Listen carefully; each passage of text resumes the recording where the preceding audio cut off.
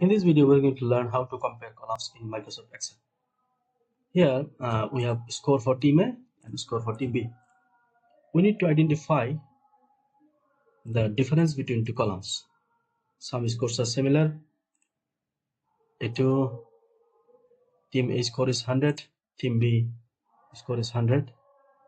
In the row A4, in the row number 4, the score for team A is 97, score for team B is 65.